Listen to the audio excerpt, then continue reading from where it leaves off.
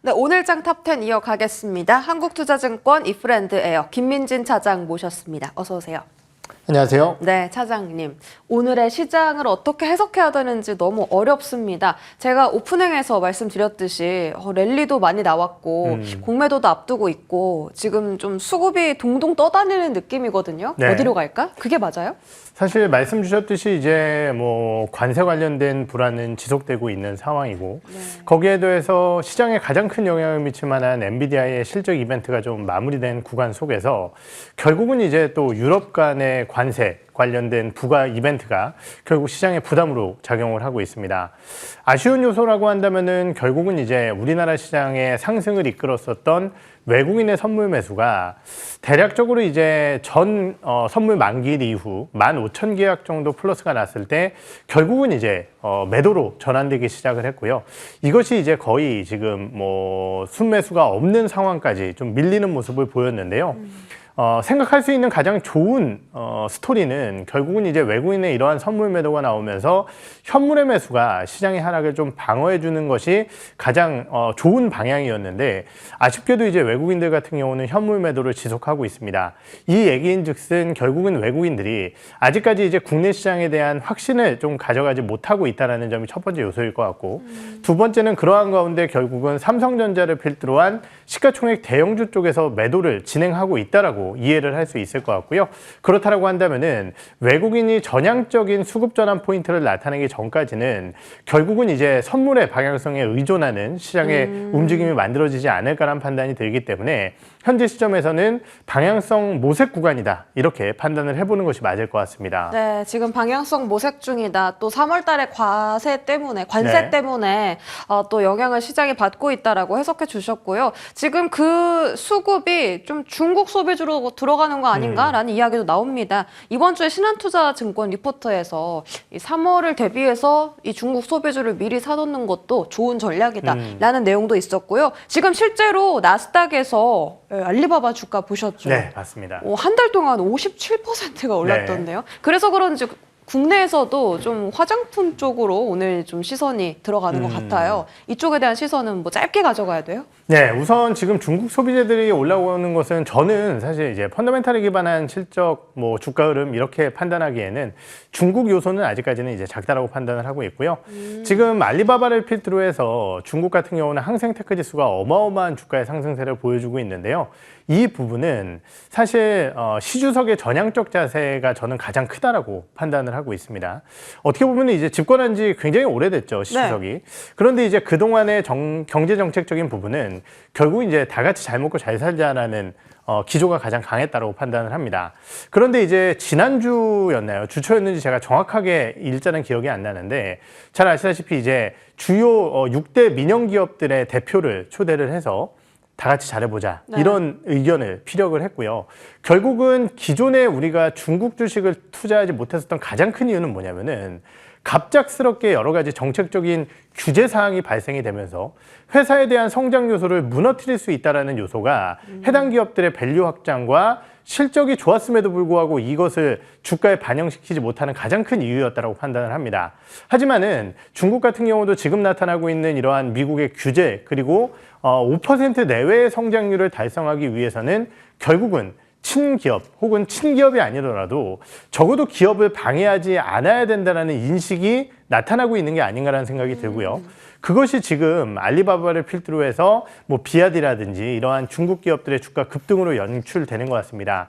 또 하나 이제 오늘 소비재 기업들의 강세 흐름은 사실 실적 요인이 크다라고 판단을 하고 있는데요. 네. 잘 아시다시피 이제 어제 실리콘2가 실적이 굉장히 안 좋게 나오면서 주가가 급락을 했었고요. 이것이 이제 화장품 관련 밸류체인들의 주가의 급락으로 연결됐었습니다. 하지만은 다행스럽게도 최근에 실적 발표했었던 코스맥스 같은 경우는 양호한 실적이 나왔었고 또 어제 이제 브랜드 업체 중에 하나인 VT가 그나마 괜찮은 실적을 발표를 하면서 주가가 올라가고 있는 것이고요. 마지막 세 번째 요인은 결국은 이제 다음 주에 있을 양회에 대한 기대감이 아닐까라는 판단이 드는데요. 결국 중국 양회에서 여러 가지 이제 소비 진작책이 나오게 될 겁니다. 물론 이러한 부분들을 통해서 수혜를 받을 수 있는 우리나라 기업들 같은 경우는 그 수혜 강도가 차별화 진행될 것으로 전망을 하고 있지만은 이러한 부분들이 나타났을 때 그래도 기대할 수 있을 만한 섹터가 적어도 화장품 쪽에서는 있다라는 요소들이 주가의 반등으로 작용을 하고 있고요. 다만 이제 중국의 소비 구조라든지 그리고 장기간 진행됐었던 한한령의 이슈 이러한 부분들에 따라 우리나라 소비재 기업들이 얼마나 수혜를 입을지에 대한 판단 자체는 아직까지는 미지수거든요. 그렇기 때문에 낙폭과대주의 관점에서 주가가 올라가는 것 그리고 조금 더 올라갈 여지는 있다고 판단을 하고 있지만은 이 요소만 가지고 소비재 관련주들이 앞으로 승승장구할 것이다. 그리고 네. 혹은 주도주가 될 것이다. 이것은 조금은 섣부른 생각이 아닐까 이렇게 판단을 하고 있습니다. 중국 영향이 적다고 말씀 주셨고 네. 이 실적하고 낙폭과대에 따라서 지금 중국 소비주들이 반등한다고 보고 계신 건데 만약에 이제 3월에 양회가 이제 시작이 돼서 네. 정말 대규모 부양책이 나오면 더 갈 수도 있겠다라는 생각이 들거든요. 근데 네. 반대로 또 대규모 부양책이 또 안 나오면 그때 또 제로 소멸이겠네요. 우선 저는 대규모 부양책이 나올 것이다라고 생각을 하고 있고요. 이번엔 진짜로. 네. 그런데 이제 아까 말씀드렸듯이 이것이 과연 우리나라 기업들의 낙수 효과로 이루어질 것이냐 이 부분에 대한 판단이 가장 중요하겠죠. 결국은 이제 미국이 AI발 강세가 나타났음에도 불구하고 우리나라가 그것을 추종하지 못한 것은 결국은 미국의 AI 호재가 우리나라 기업들에게 얼마나 영향을 끼칠까라고 판단했을 때 그게 적다라고 생각을 했기 때문이다라고 판단을 하고 있거든요. 그렇다라고 한다면은 중국이 이러한 대규모 부양책을 펼쳤을 때 우리나라의 어떤 기업들 쪽으로 요소 수혜를 볼 것인가에 대한 판단이 필요할 것 같은데요. 우선 IT 기업 중에서는 저는 삼성전기가 그나마 중국의 익스포저가 높기 때문에 기대감이 유효하다라고 판단을 하고 있고요. 거기에 더해서 화장품 쪽 같은 경우는 코스맥스가 기대감이 좀 있다라고 생각을 하고 있습니다. 아무래도 이제 중화권 쪽에 매출 비중도 있고 중국 쪽에 ODM 사업을 많이 진행을 하고 있기 때문에 화장품 쪽에서는 말씀드렸던 코스맥스가 기대 요인이 있다라고 생각을 하고 있고요. 엔터 쪽 같은 경우는 약간 고민이 되는 섹터긴 하지만은 음원 음반 쪽의 성장세를 생각해 보게 된다라고 한다면은 엔터사들 같은 경우도 기대 요인이 있다라고 판단을 하고 있고 거기에 아무래도 이제 중화권이라고 한다면 SM이 또 호재를 받아갈 가능성이 있기 때문에 섹터 전반이라는 측면보다는 이렇게 요소로 중화권 쪽의 성장과 함께 조금 더 실적이 좋아질 수 있는 기업들 이런 기업 쪽에 포커스를 맞추시는 것이 좋으실 것 같습니다. 네, 무조건 중국 소비주라고 다 잘 가는 것이 아니라 차별화가 필요하다라고 언급해 주셨고 이제 연속성에 대해서는 조금은 더 지켜봐야 된다라고 판단해 주셨습니다. 그래도 그나마 차별해 주신다면 삼성전기, 코스맥스, SM 이렇게 요 정도 흐름 네. 좀 지켜보면 좋을 것 같습니다. 지금 하나 또 궁금한 질문이 생겼는데 네. VT하고 실리콘투하고 실적이 좀 엇갈렸습니다. 맞아요. VT 역대 최대 실적 달성했고 실리콘투는 화장품 대장주로서 좀 생각보다 조금 못 미치는 실적이 나왔는데요. 증권가에서 리포트를 어떻게 쓰느냐에 따라 화장품주는 주가에 영향을 많이 받는 것 같아요. 대응을 어떻게 합니까? 사실 이제 저희 당사의 애널리스트 같은 경우도 어제 실리콘투에 대한 목표 주가를 좀 많이 하향을 하는 모습이 있었고 사실 이제 저랑도 방송을 몇 번 했었는데 미국 쪽의 경쟁 심화에 대한 우려감을 작년 4분기부터 얘기를 좀 많이 하더라고요. 그런데 이제 그런 것이 반영된 4분기 실리콘투의 실적이 나오면서 약간의 아쉬움이 느껴지긴 합니다. 아무래도 이제 브랜드 업체 전체와 그리고 실리콘투에 대한 흐름을 살펴보게 된다라고 한다면은 저는 아직까지는 실리콘투가 더 모멘텀이 있다라고 판단을 하는 입장이고요. 다만 이제 그 브랜드 업체 내에서도 VT 같은 경우는 사실 차별화된 성장성을 보여주고 있기 때문에 VT와 실리콘투 두 개를 비교했을 때는 VT의 우위가 점쳐지지 않나 이렇게 판단을 하고 있습니다. 제가 이제 실리콘투를 긍정적으로 판단하는 가장 큰 이유는 뭐냐면요. 단기적으로 이번 분기 미국 쪽에 아쉬움이 남았지만은 결국은 이번 전환상환 우선주의 발행과 함께 이러한 부분들에 대한 자금 유입을 통해서 대규모 이제 부채를 좀 갚아내면서 비용에 대한 부담을 덜어냈고요. 거기에 더해서 900억 이상 같은 경우는 동사의 신유통 채널이라고 할 수 있는 유럽권과 중동 쪽을 강화시킨다는 측면에서 결국은 미국의 리스크를 상쇄시킬 수 있을 것으로 저는 판단을 하고 있거든요. 워낙 이제 주가가 실리콘투 과거 대비 많이 올랐었고 이번 실적이 아쉬움을 좀 남겼지만은 빠르게 실적이 전환되는 모습을 보이게 된다라고 한다면은 K뷰티의 성장에 가장 또 실적을 반영할 수 있을 만한 기업이기 때문에 역시 좋은 저점 타이밍을 노려봐야 되지 않을까 이렇게 생각을 하고 있습니다. 좋습니다. 실리콘투 아직 모멘텀 살아 있다고 판단해 주셨고 채팅에서 어차피 오후에 연기금 형들이 다 구해줄 거 이러는데 연기금 순매수로 따라가야 돼요. 아무래도 이제 연기금이 워낙 장기간 순매수를 해주고 있는 상황이고 네. 이 매수의 이면에는 결국은 이제 로테이션, 즉 이제 수급의 그레이트 로테이션과 이에 따른 이제 낙폭과대 국가들의 상대적인 선전 흐름 속에서 우리나라의 비중을 높이고 있는 것이 아닌가 이렇게 판단이 드는데요. 뭐 항상 이제 저희가 과거 연역을 좀 살펴보게 되면은 연기금이 장기간 이렇게 매수를 해줄 때에는 연기금의 매수 종목군들을 추종하는 것도 하나의 좋은 투자 전략이 될 수 있습니다. 그렇기 때문에 이러한 부분들은 저희가 체크를 하면서 관련주들에 대한 관심을 지속적으로 가져가 봐야 될 것 같습니다. 알겠습니다. 자, 연기금이 그래도 계속 증시의 구원 투수로서 역할을 해주고 있습니다. 반도체 이야기 해보자면 그 엔비디아 실적 나왔고요. 컨센서스 소폭 상회했습니다. 그리고 블랙을 수요 견고하다고 우리가 우려하는 부분들을 젠슨항 CEO가 또 딱딱 짚어줬죠. 가이던스도 나쁘지 않았다라는 평가입니다. 네. 그런데 왜 국내 반도체주 잠잠합니까? 네, 우선 엔비디아도 잠잠하잖아요. 네. 이것이 이제 가장 큰 이유일 것 같습니다. 애프터마켓에서 엔비디아의 주가 흐름을 살펴보게 되면은 뭐 실적 발표 이후 개장 초반 2% 가까운 강세 흐름을 보이기도 했었지만은 결국은 이제 막판에 좀 밀리는 모습을 보이기도 했었고요. 결국은 이제 이러한 부분들이 국내 반도체 업계들에게는 약간 아쉬움으로 남는 것이 아닌가라는 판단이 들고 거기에 더해서 결국은 이제 국내 반도체 업체들 특히 삼성전자를 필두로 한 주가의 반등이 나타나기 위해서는 AI보다는 아무래도 이제 레거시 반도체 쪽에 대한 회복력이 더욱더 중요하다는 측면에서 엔비디아의 호실적을 주가가 반영하지 못하고 있는 것 같고요. 또 하나 이제 눈여겨봐야 될 부분은 결국은 우리가 성장하는 주식을 바라본다라고 했을 때 그 성장률은 결국은 둔화될 수밖에 없다라는 부분이겠죠. 엔비디아가 이번 분기 실적 저는 이제 상당히 인상 깊게 봤고요. 좋은 실적이었다라고 판단을 합니다. 하지만은 분명히 전분기 그리고 그 전분기 지금 이제 8개 분기 연속 지금 엔비디아가 매출액이 예상치를 상회하는 모습을 보였었는데 그때의 놀라움과 비교해 봤을 때는 그렇게 투자자들은 놀라지 않는 실적이었다는 거죠. 그렇기 때문에 이러한 부분들이 전반적으로 오늘 반도체 기업들의 어느 정도의 차익 매물로 좀 작용을 하고 있는 것이 아닌가 이렇게 판단을 해봐야 될 것 같습니다. 그럼 앞으로 반도체는 어떻게 대응합니까? 어떤 뭐 3월에 그거 기다려야 돼요? GTC?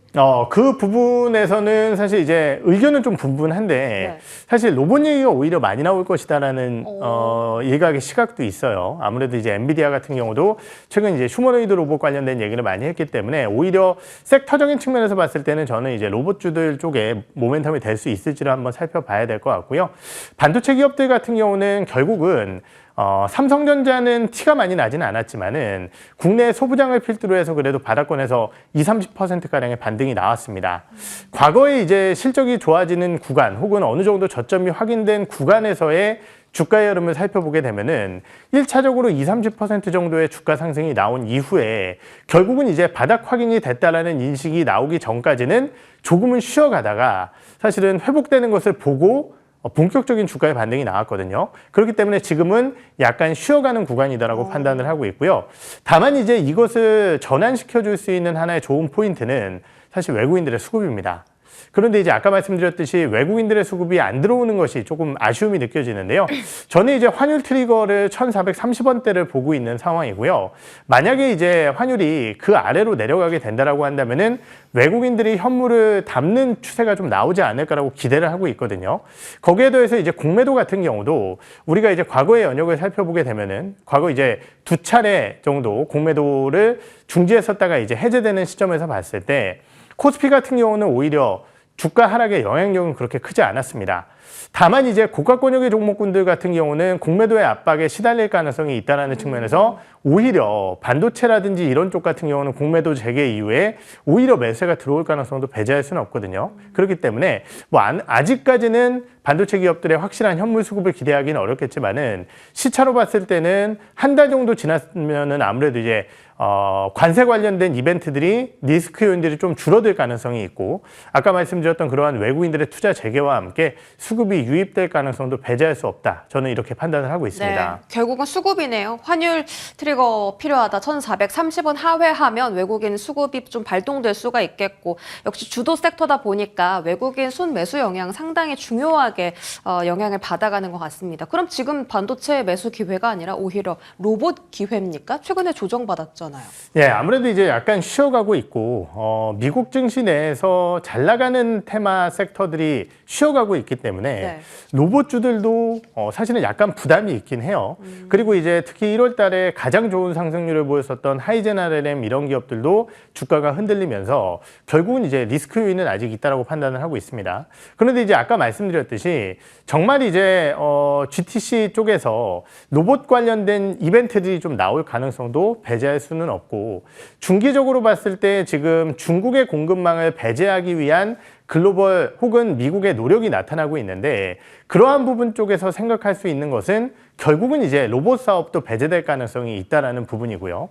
그렇다라고 한다면은 미국이 강점을 가지고 있는 아무래도 이제 브레인 쪽에 소프트웨어나 이런 쪽은 미국이 강점을 가지고 있지만은 사실 이제 로봇의 바디를 만들어내고 거기에 이제 몸체에 들어가는 부품 같은 경우는 결국은 일본과 한국 쪽에서 또 확장을 시킬 가능성이 있거든요. 그러한 측면에서 거기에 좀 도움을 줄 수 있을 만한 국내 기업들 같은 경우는 중기적으로 관심을 가져야 되지 않을까 이렇게 생각을 하고 있습니다. 알겠습니다. 중기적으로 로봇은 좀 보자. 3월 GTC가 좀 살려줄 수 있는지 좀 지켜보죠. 금리 인하 수혜주도 최근 들어 좀 반등을 하고 있습니다. 네. 카카오. 뭐 제약바이오도 오늘 잘 가고, 그렇죠. 예, 뭐 AI 소프트웨어 쪽도 그렇습니다. 금리 인하 수혜주가 앞으로는 좀 3월달에 눈치 보기 장세에 대안책이 될 수 있겠습니까? 우선 너무 사실은 미국의 10년물 국채 금리가 급하게 좀 빠지는 모습을 보였어요. 지금 어제 기준자로 4.2% 조금 하회하는 듯한 움직임이었는데요.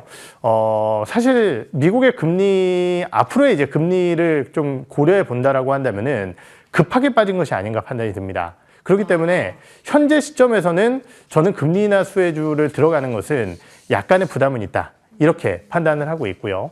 다만 이제 중기적으로 봤을 때 미국의 경기가 과연 어떻게 갈 것이냐 이것이 이제 가장 중요한 부분이고 거기에 더해서 이제 안전자산 선호 심리가 만들어졌다라는 것이 지금 미국채 수익률의 강세를 만들어내고 있는 상황이거든요. 그렇기 때문에 이 부분을 종합적으로 고려해 본다라고 한다면은 그래도 멀리 봤을 때는 미국의 금리가 조금 더 하락될 가능성은 있어요. 다만 이제 아까 말씀드렸듯이 지금 요 며칠간에 나타났었던 10년물 국채 금리의 하락폭 자체는 생각보다 너무 빨랐습니다. 그렇기 때문에 현재 시점에서 금리 하락 수혜주라는 측면에서의 투자 전략 자체는 조금은 이제 어렵다 이렇게 네. 판단을 하고 있고요.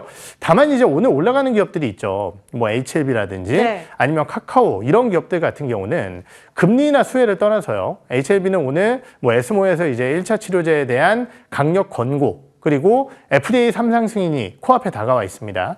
카카오 같은 경우는 AI를 결합한 신규 앱 출시가 또 눈앞에 다가와 있죠. 이런 개별적인 모멘텀으로 올라가는 것이 아닌가 저는 그렇게 판단을 하고 있기 때문에 뭐 금리나 수혜주 전체로 이 부분을 판단하기에는 좀 과도한 생각이 아닐까 이렇게 네. 보고 있습니다. 알겠습니다. 금리 인하 수혜주로서 올라가는 게 아니라 각각의 개별 모멘텀이 있기 때문에 상승한다라고 판단해 주신다고 하셨고요.